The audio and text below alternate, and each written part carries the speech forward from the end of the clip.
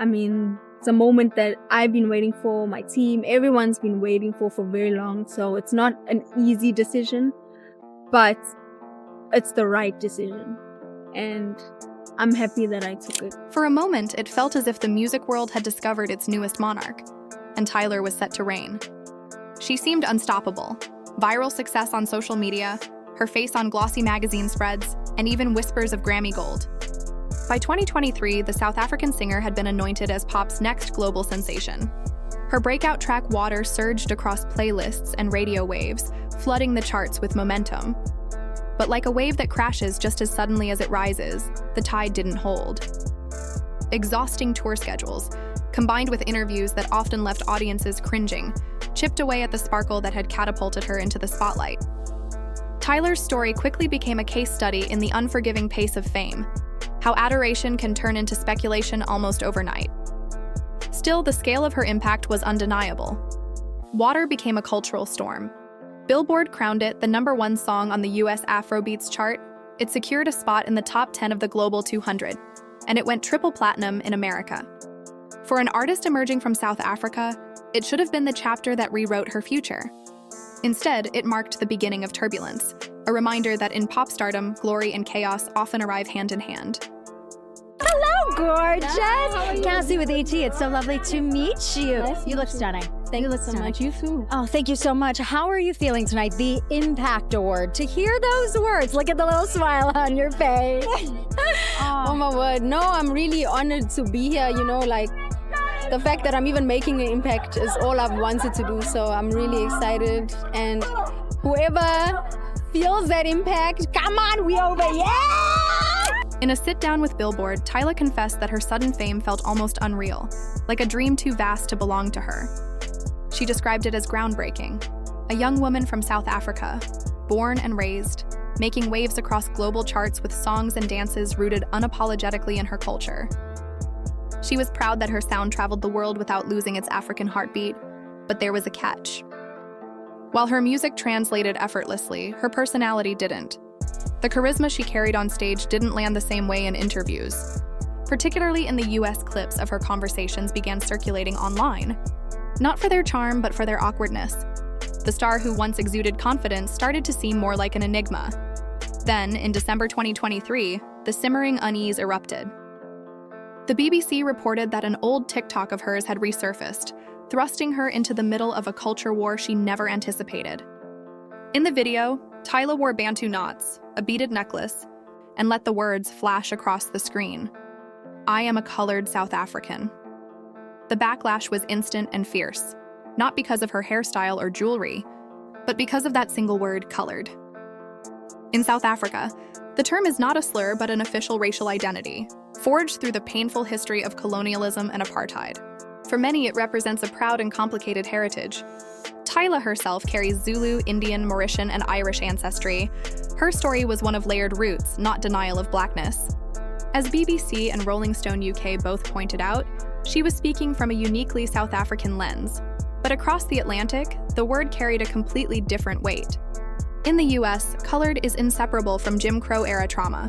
Segregated schools, whites-only signs, and the lingering ache of enforced separation. Psychologists note that words like this can act as triggers, pulling racial scars back into sharp focus. That's exactly what happened. What Tyla meant as identity became, in American ears, an insult. The nuance was lost in translation, and the internet lit up. Suddenly, she wasn't just under fire for a TikTok. Her Bantu knots were dragged into the storm too.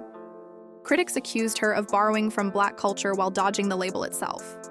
Her braids and beats were celebrated, but her refusal to simply say, "I'm Black," made people suspicious. And in the merciless court of social media, suspicion turned into outrage, and outrage into a tidal wave of backlash. Not Black. Let's talk about it. Race in the United States is not the same as in South Africa. That's why many Americans were shocked to find out Tyla doesn't identify as Black. Blackness in America is defined by the one-drop rule, where having just one recent Black ancestor and certain facial features gives you this distinction.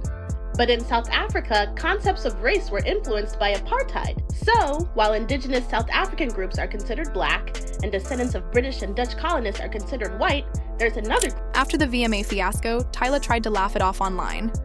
"Y'all make everything weird," she wrote on X. "I was not asking my girl hi. We just girls." But the post only fueled the fire. Critics argued she treated the trophy like it was beneath her, figuratively and literally, and the shade around her image deepened. Nearly a year later, she attempted a reset in British Vogue. Tyla explained that Lil Nas X was simply a friend, and that the award itself had been surprisingly heavy. But by then, the damage was already cemented in the public's mind. And then came September 2024. Sharing the stage with Usher should have been another milestone, a legacy moment. But when he leaned in mid-performance, Tyla sidestepped him and the internet pounced. What she saw as instinctive became a viral talking point. Was she too cold, too dismissive, too unwilling to embrace the cosign of an R&B legend? Fans framed it as disrespect, even arrogance, sparking another cycle of backlash. That's when a familiar whisper got louder. Is Tyla an industry plant? The theory had been simmering for months. She had the look, the sound, the label machine, and a rollout polished to perfection. Water went viral overnight, complete with a made-for-TikTok dance and heavy playlist placements. But what critics didn't see was the grind, the messy climb from obscurity, the grassroots buzz that usually builds a star. Instead, it all felt pre-assembled, as if designed in a boardroom and delivered ready to chart. The cracks became harder to ignore when her debut album dropped. First week sales hit only 24,000, a disappointing figure for someone positioned as the face of global pop's next wave. Still, the machine kept moving. A full tour was announced, but just 2 weeks before launch, the European leg was postponed and the North American shows canceled. The official reason, injury. But fans weren't buying it. To them, it felt like another sign that the carefully built empire wasn't as sturdy as it looked. School me on these debates that they be having about your identity as a South African colored person. What does that even mean?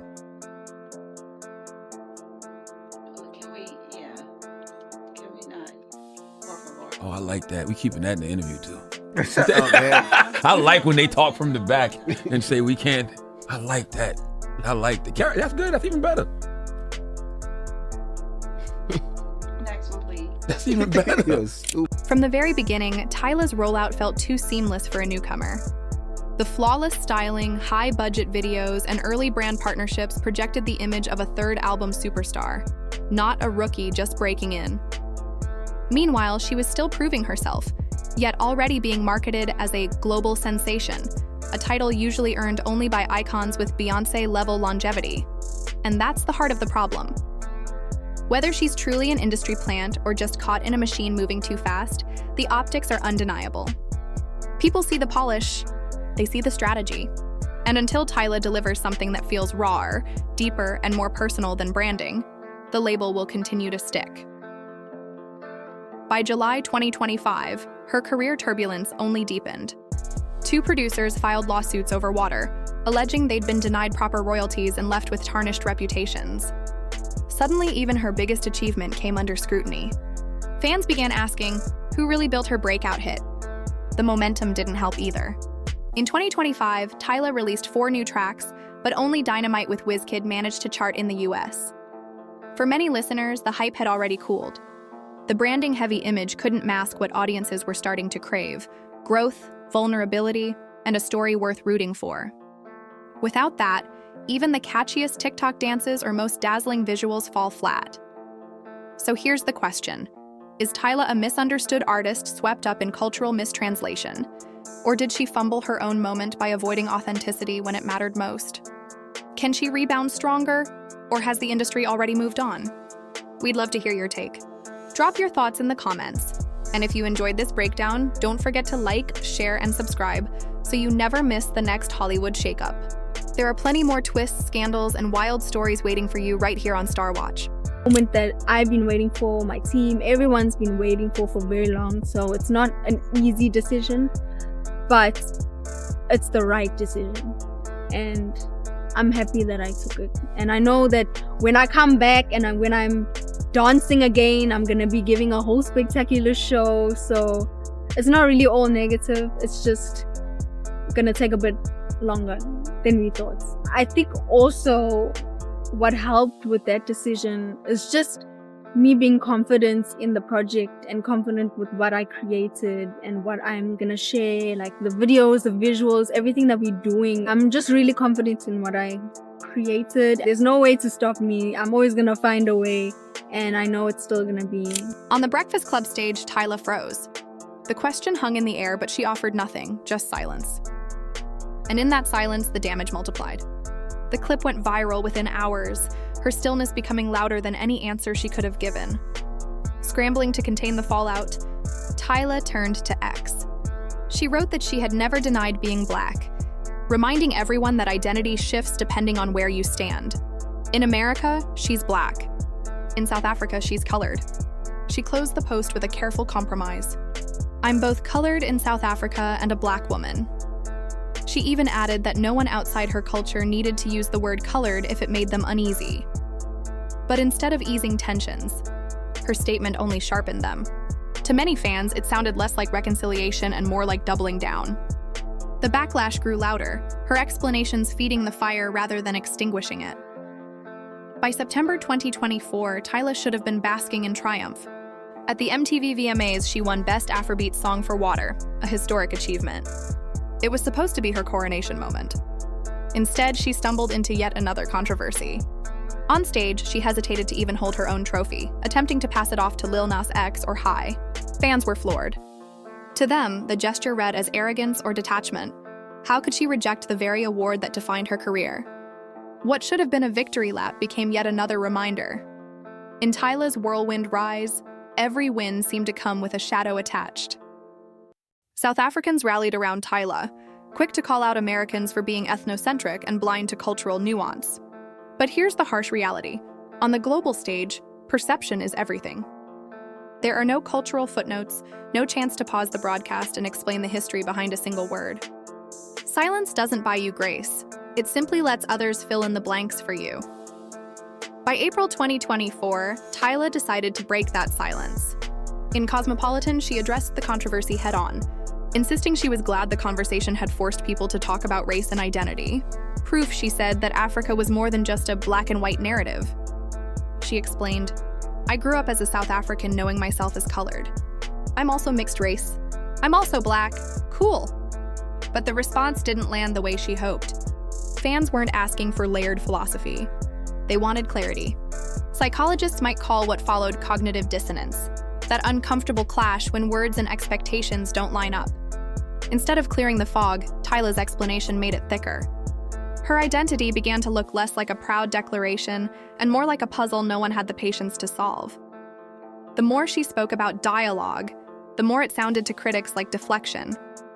And then, in June 2024, came the infamous Breakfast Club interview. Charlemagne the God tossed her what should have been a softball, explained the colored situation. What came next didn't just feel awkward, it became unforgettable, seared into the internet as a moment where the conversation fully unraveled.